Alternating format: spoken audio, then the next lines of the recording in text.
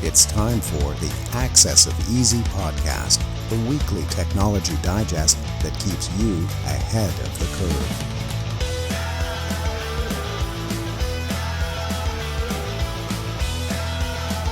Brought to you by EasyDNS.com. Bonjour tout le monde, bienvenue à notre Access of Easy. This is number 303. My name is Joey, and the other panel is Len, or the other voice you hear is Len if you're on audio only. Brother, what's going on over there? How are you? I'm okay. Just trying to adjust to these thick lenses here. But other than that, it's all good, man. So, yeah. How are you? I'm good. I'm in the middle of a move. Actually, I told myself before I came in here, I'd pour myself a glass of red wine, and I forgot. That's how busy I am today. So, but it's all good, buddy. Today I'm in the back room. I think when we're staging for pictures Saturday, I think. So the stage is coming tomorrow, Saturday. Unaware that Joey sold his home and he's moving. No, I haven't sold. That's the problem. Selling. The stressful part. Yeah, now the stressful part is here, right? But anyway, story for another time. So, Len, let's talk about this week. First of all, though, as we know, okay, Access of Easy available online. If you want to sign up for the newsletter, accessofeasy.com. Mark and team will give you $10 toward whatever service you want to try with them if you sign up. Very easy. And then the newsletter comes once a week. There's other things you can sign up for on easydns.com as well. But all that to say, last week's quote of the week, Len, all models are wrong, but some are useful. That was by George Box. There's a bunch of correct guesses for that, but Joe got it first. So congrats to you, Joe. This week's quote, success is getting what you want. Happiness is wanting what you get, by some unknown person. If you're the first person to get that correct, your next domain or hosting renewal is on us. There's rules, of course, as we know, no Googling, no nonsense. I don't want to see you with the Encyclopedia Britannica, rifling through the pages online. Got to figure it out yourself. So anyway, Len, tons of stories today. I know we're going to run a bit of a tight ship for my schedule, but there's a lot of stuff we got to talk about here that I think is pretty important. So why don't we get right into it? Yeah. So thank you for tuning in. This has been a great episode, and hopefully this is no. Let's dive right into it. There's some interesting stuff going on in France, as a law over there has been passed, and it's going to allow authorities, the ability to remote access people's microphones, cameras on their phones, their computer. And they're saying this is going to be for people that are linked to terrorism, organized crime, or delinquency. Delinquency seems odd to me because I didn't quite understand what that was. Maybe tax delinquencies or maybe something child payment. I don't know. But anyways, doing that is interesting. A privacy group in France, they have voiced their concern that this may just not be limited to phones or computers, but it could also be extended to a whole bunch of Internet of Things devices like Amazon Echo, Ring, baby monitors, and so much more. And considering all the devices people have hooked up in their homes that could potentially be used as surveillance, it gives a lot of opportunities for authorities should they want to take the action and use the ability for, surveilling on people. The question is, how do they do this? Do they approach manufacturers of the devices like Apple, Google, Amazon, and so much more to do they get some sort of backdoor through them? Because you just can't do it just thinking it. Somebody has to give you the access, or you have to hack into it, one or the other. I don't know. This is kind of I think it's a mistake on their part to do this, and it's maybe infringing on people's rights because individuals over there, if they're under surveillance, then obviously they're going to get pissed off, especially if there's a mistake done along those lines. Let's be honest, people make mistakes, and people in authority could sometimes make mistakes. And if they unwillingly start surveilling an individual that should not be surveilled because they got information wrong, what are going to be consequences for that? Will we ever know if this is ever done, and will this information ever be disclosed? Like, for example, if they're spying on me when they shouldn't have because they got bad information, and then they decide, they shouldn't continue spying on me. Will I ever know that? These are questions that remains to be answered. But this is all the more reason people should be running software that respects users' privacy. And I even would suggest, if you want to learn a little bit more about this, Richard Stallman from the Free Software Foundation, check out his stuff. He's a little bit of an oddball, so to speak, but he speaks right in the fact that software should respect the user's privacy. In a lot of cases, it doesn't. And if there's an ability for authorities to take advantage of it, man, they will. And it will be to our detriment, unfortunately. They will, and they have. I used to like to say when I was a little younger that oftentimes people only ask the questions that they already know the answers for. And I think you're doing a lot of that today, Len. When you're asking, are we going to know when they're surveilling? Is there going to be a clear delineation between a person who needs to be surveilled and a person who doesn't? Are we going to know when there was a mistake? Are we going to know how they're doing this work? You already know the answers to these questions. You're a big free and open source software guy. You're a guy who uses privacy tools. And I think that if I look at, the history of the time we spent on this program, I can tell you exactly how they're going to do it. All these different zero-click exploits, zero-day exploits, malware, intercepts. Not to mention, Len, that as Mark is keen to say, email, for example, great exemplar of the problems with peer-to-peer communication using a third party. When you add things like text messages, phone calls, the list goes on, right? And even in the crypto space in the last little while, how many times have we seen leaked Signal chats, leaked Telegram chats, leaked Slack groups, things like that?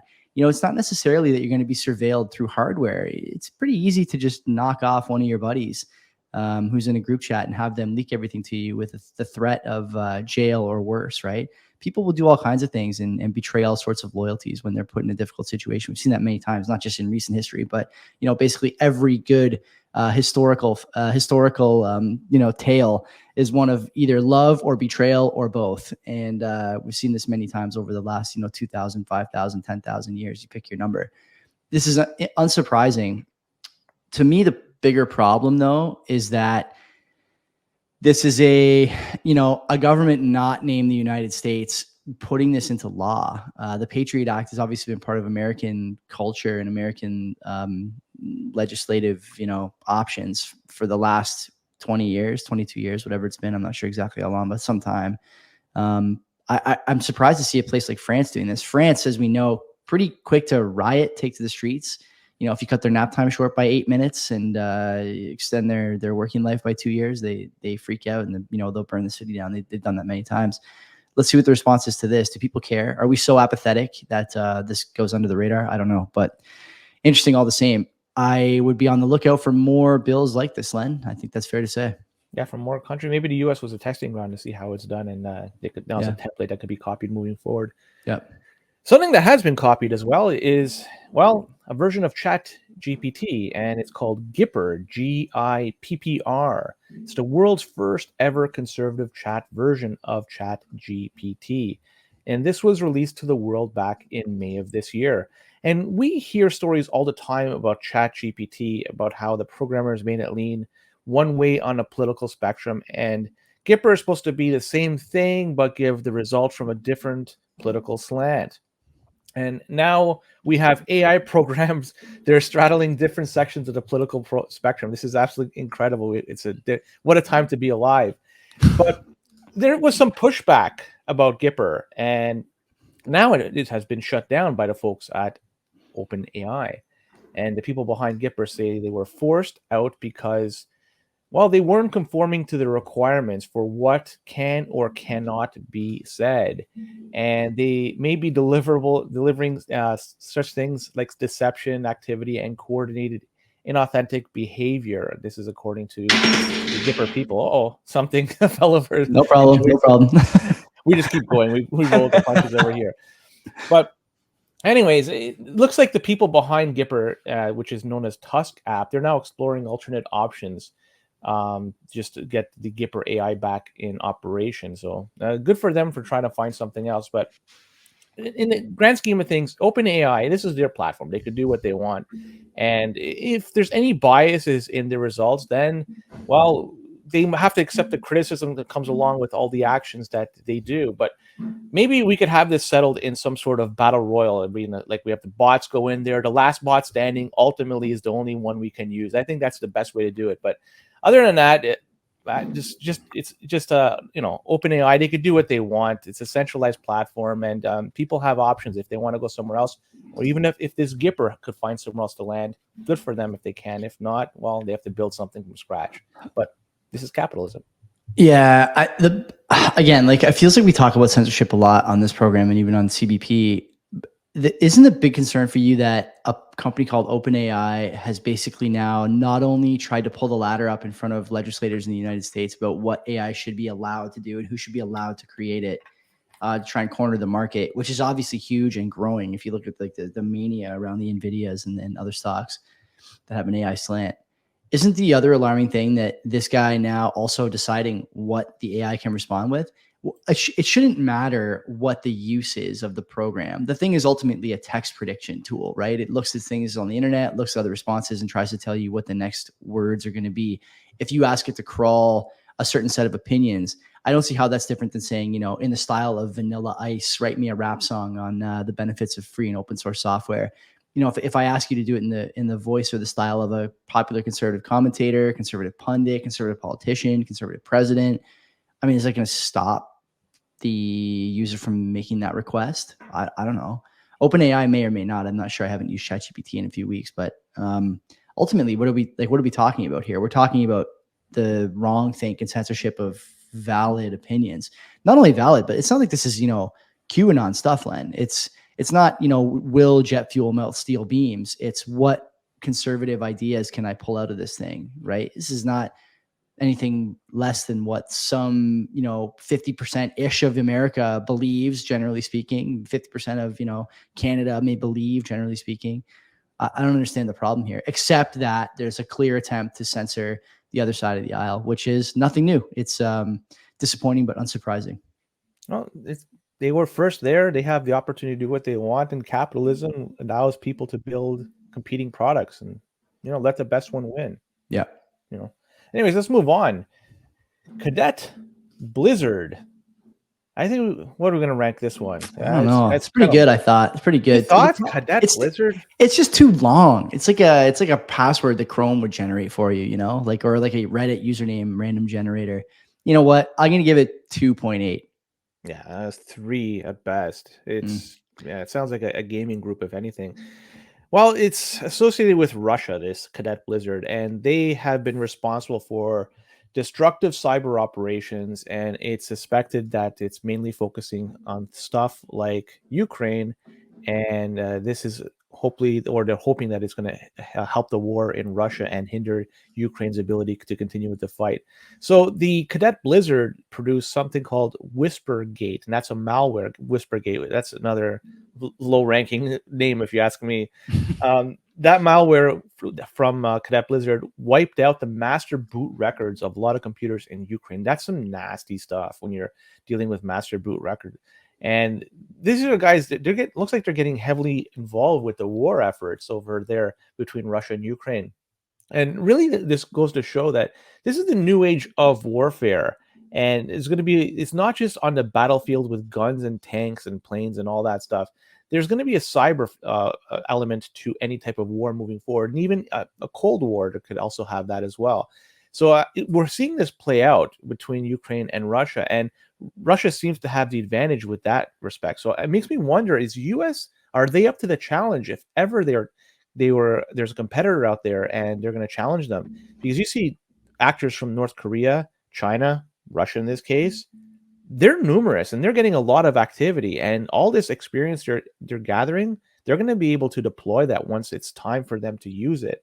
And it makes me wonder if the U.S. is able to defend a lot of this should it ever come to fruition. So this is pretty interesting stuff how it's coming about. But man, oh man, Cadet Blizzard, they're looks like they're playing wreaking havoc with the Ukraine army over there with this with the cyber operations, destructive cyber operations that they're calling. That's pretty nuts.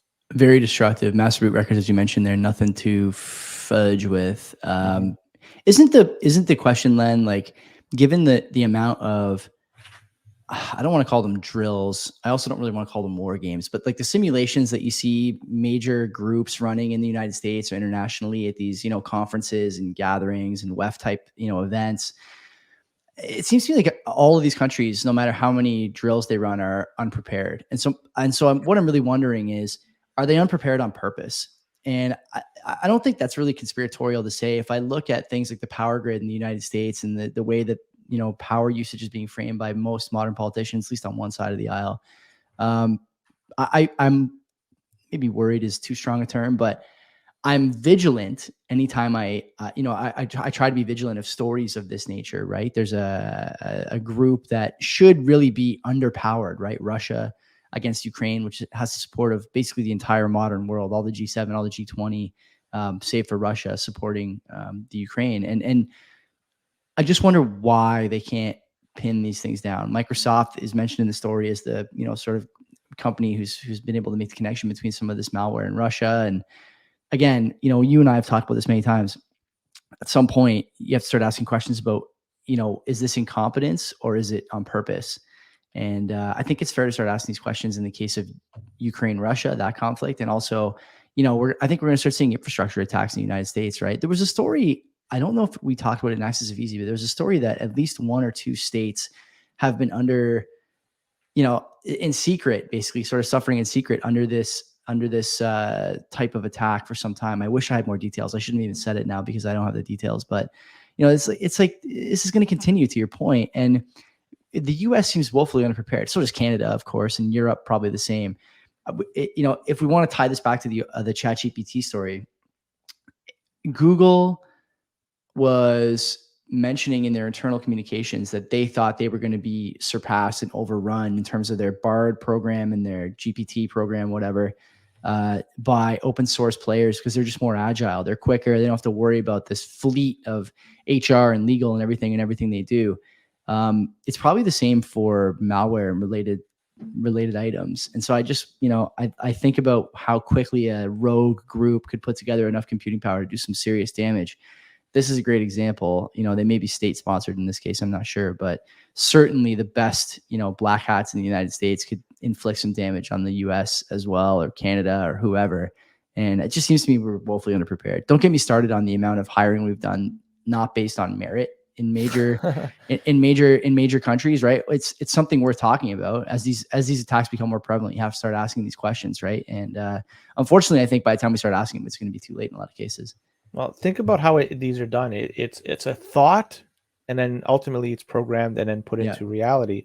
And the thought, well, in China, for instance, they're over 1 point something. I don't know, what is it, 1.2? I don't know what the number is. Some billions, yeah. Some billions, right? It's 3 times, 4 times larger than the United States. So you can actually look at, they have 3 to 4 times more manpower, people power, over in China than they do in the United States. So just by that alone, they have sheer power to overwhelm the United States in this avenue. So, and this is scalable too, right? Like people talk about, they talk about the sort of tragedies and horrors of wars. And, the thing about ground wars is that they're not really scalable. It's machines fighting machines. And as we sort of advance through technology and into new epochs of available tech, it's less and less people on the ground. It's more and more people fighting through the air from their homes, right? It's like the ultimate work from home bloodbath.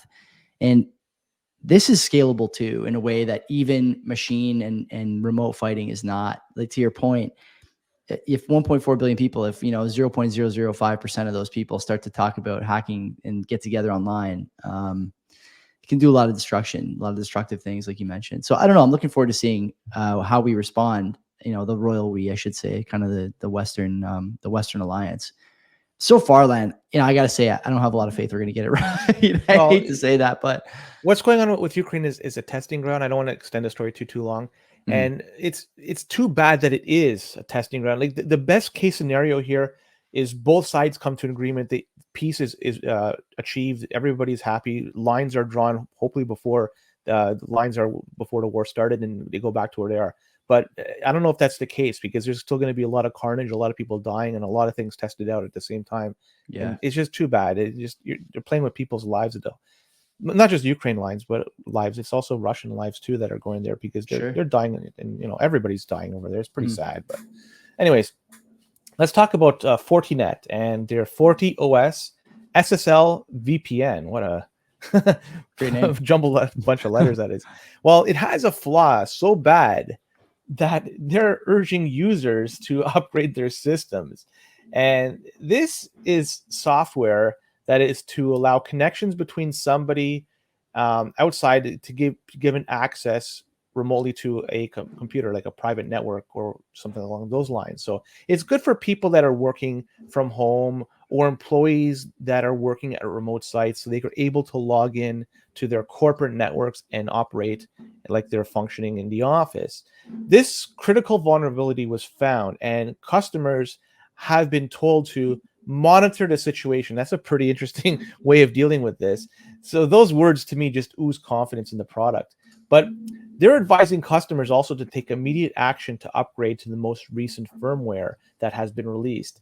And what can this whole attack do? What's this loophole they found? Well, it can allow unauthorized attackers to gain remote code execution via maliciously crafted requests. Obviously, this is something you don't want to hear if you're trying to protect any of your networks, but it's unfortunate. So if you're running the Fortinet FortiOS SSL-VPN, do something to upgrade, and also monitor the situation. This is according to the company. Monitor to see if there's any unusual activity going on with your network. Is this the second week in a row we had a company with a vulnerability tell you to upgrade your hardware? maybe I'm not pretty second week in a sure. row. We had one very recently. Very weird. So in the spirit of being consistent here, I've gone to TradingView to see what the stock has done in the last 5 days. Any guesses on what the performance has been like? Down 40%? No, it's up almost a point. How could anybody? Well, I don't know. There's no consistency take a longer. here. Well, no, zoom out, because this information it might be older. How far you want to zoom? A month? Go 3 months. A month, it's up 5.5%. 6 months, it's up 50%. I'm gonna short it. We got it. How do we? NFA, not financial advice, of course, as we say on the other show. But I didn't say you should short. I said I'm gonna short it.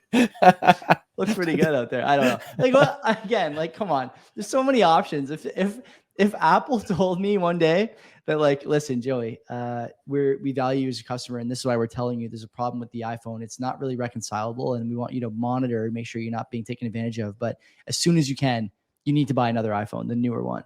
I'd be like, I don't think so, bro. It's not an option. And yeah, here we are talking about this. It's crazy to me. I don't get it. Maybe this is over my head. I'm not a network security guy, but come on, this seems just completely nuts. Is it a problem with like the compatibilities? Like, once you build a network a certain way, you basically have to stay with that product line. You have to stay. Like, what is it that they can say this and not get absolutely crushed? I have no idea. I don't know. Is it like a plug and play that something else could just simply take its? I have no clue. I don't. If anybody knows, let us know. I'm curious myself. But anyways, let's move on. We could talk about an article from Wired, and it's saying that the U.S. is openly stockpiling dirt on all its citizens. And the article claims that the United States government, has been secretly amassing a large amount of sensitive and intimate information on its own citizens. And this has been going on for well over 1 year. And if you look at this, it's easy to do. There's so much information that people are easily and readily giving up. There's tracking of the purchases you make. If you use your Interac card here in Canada, or Visa or American Express or whatever, it's easy to find stuff like that. You could do check out websites that you visited, IP searches, stuff like that, cell phone triangulation, maybe even conversations through, like we mentioned earlier in the show, the Internet of Things, and public surveillance cameras seem to be more and more prominent these days. Another thing to know too is police footage. Both cars and body cam could also be used for surveillance on individuals. So what I have to get at, like, this is probably going on. And we talked about a story not too long ago that one of their congressmen, I think, was being surveilled back in December of last year. So this happens not only to the common person, but also people on the inner circle. Information is power. That's the reality. And the more information one holds, potentially that is more power that they have. And I could see this being a reality. The U.S. is certainly getting this information on its citizens. What are they going to do with it? Well, we'll see what happens. Again, you know what they're going to do with it. They're going to invade your life in a way that's very, they're going to cause you grief, I guess would be the kindest way to put it. There's no reason to collect this information. And again, to Edward Snowden's credit and Assange and these guys who have done a good job trying to keep the American government honest, what have they been wrong about, right? Like the data harvesting that was going on that Snowden exposed, and Assange obviously talking about military shortcomings and travesties being committed by U.S. military personnel. We're at the point now, I said this on our other show, but we're at the point now with the U.S. government where they're in what's called the Tyson zone. And the Tyson zone is, when Mike Tyson was in his heyday, if you woke up on Monday morning and saw that he was, smoking crack while riding a cheetah through downtown Chicago, you would believe it. It's crazy. It's terrible, but you would believe it.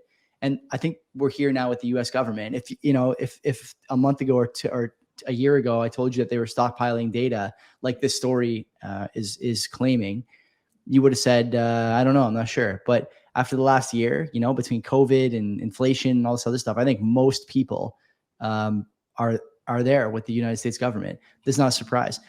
If you think that this is where it stops, though, I got a bridge to sell you. I have to be honest. I think that this is going to continue and continue and continue. I don't know if you've been watching the FedNow, sort of developing the FedNow story a while ago. This was being touted as a settlement layer between banks and the Fed. And I just saw a video 2 days ago of them talking about, how it's going to make payments easy between people as well. And so you're kind of watching this Overton window shift. And when you talk about data stockpiling, it's pretty easy to stockpile data, financial data on people when they're using your token as their currency. And so all these things together, you kind of see the horizon taking shape here. It's one where, as you mentioned, data, it really is a commodity at this point. It's readily available because no one safeguards their own data at the level they should. And until we start, Len, this is going to continue to roll downhill, I think. Yeah, sadly, by the time you realize you should be doing it, it's too late at that point. So what you should be doing is taking the precautions as soon as you can and building a fence. That's really a virtual fence and doing something, right? Yeah, doing something. Anyway, buddy, that's all we got. Thanks for tuning in, everybody. This has been Access of Easy, and we will see you next week, same time, same place. yeah, take care.